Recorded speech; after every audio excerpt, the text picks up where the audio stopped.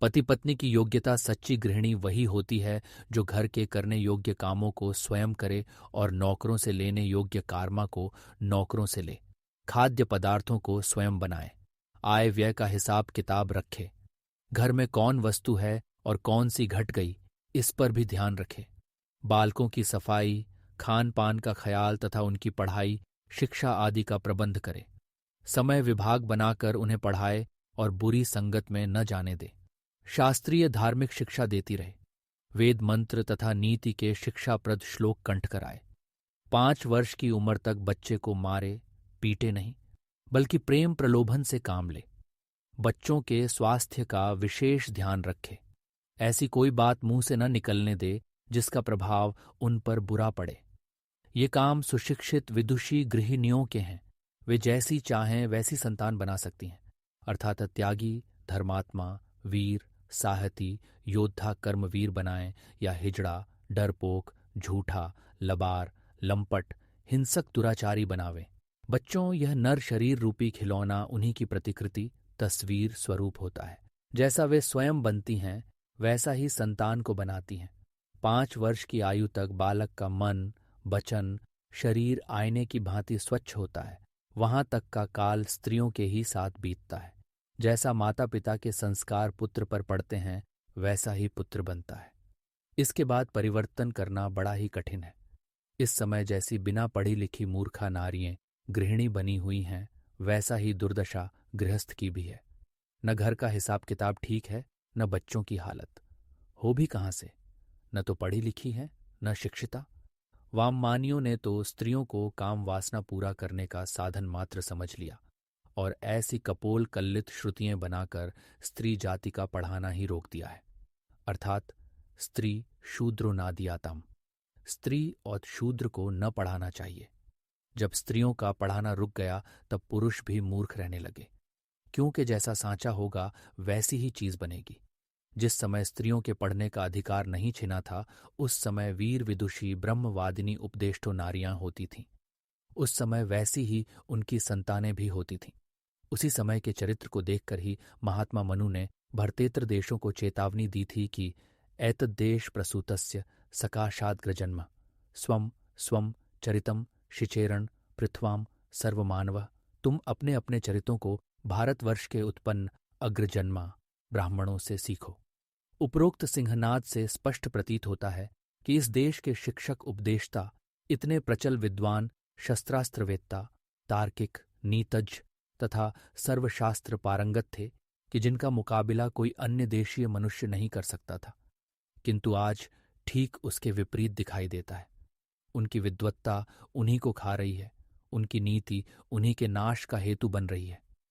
जिन आर्य संतानों पर भरोसा रखकर उपरोक्त दावा किया गया था वे शिक्षा ग्रहण करने के लिए दूसरे देशों की ओर लालायित दृष्टि से देख रहे हैं। ऐसा क्यों? क्या महात्माओं के वचन मिथ्या अभिमानपूर्वक होते हैं?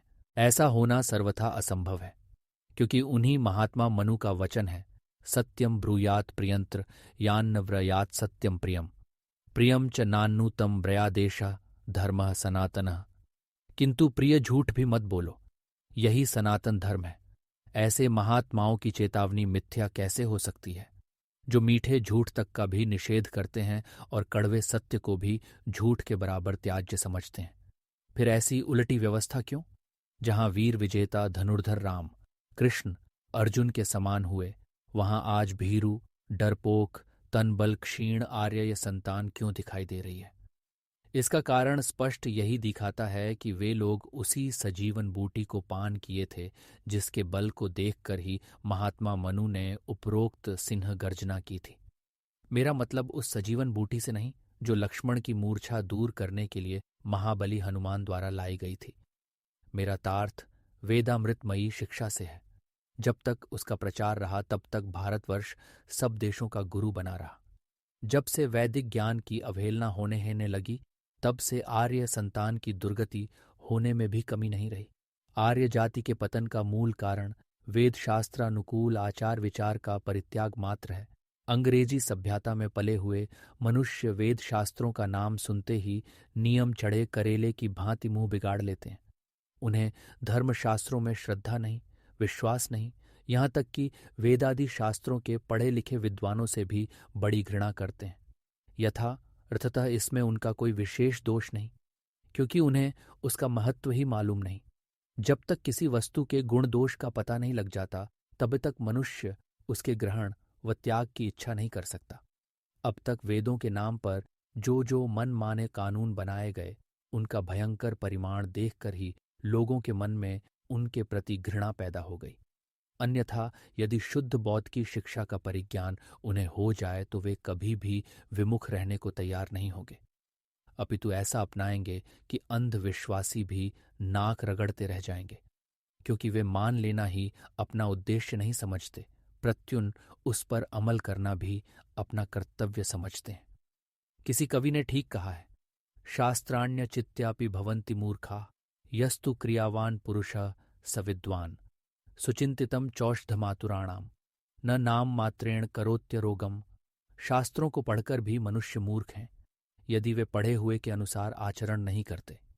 जिस प्रकार रोग के लिए उत्तम से उत्तम सोची हुई औषध नाम लेने मात्र से रोग को दूर नहीं कर सकती, जब तक कि वह सेवन न की जाए। शास्त्रों के वचन व्यर्थ हैं जब तक उन पर आचरण न किया जाए। वेदों को ठुकरा देने से ही आज भाई भाई में विरोध, पुत्र माँ बेटी, बहन भाई, चचा भतीजा, स्त्री पुरुष, जहां तहां सभी जगह ऐसा विरोध फैला हुआ है कि जिस किसी का हक बहक छीन लेने के लिए प्राण की बाजी लगाए हुए हैं।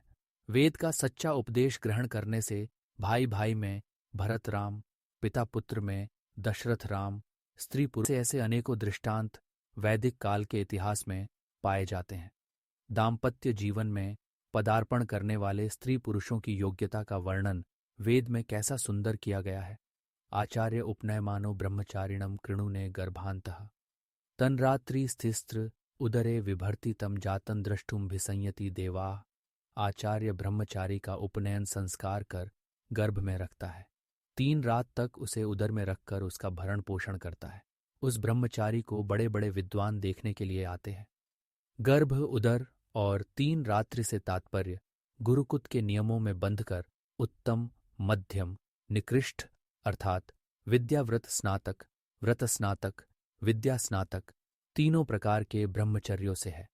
उत्तम ब्रह्मचारी जो संपूर्ण वेदों को सांगोपांग ब्रह्मचर्य व्रत का पालन करते हुए पूरा करे।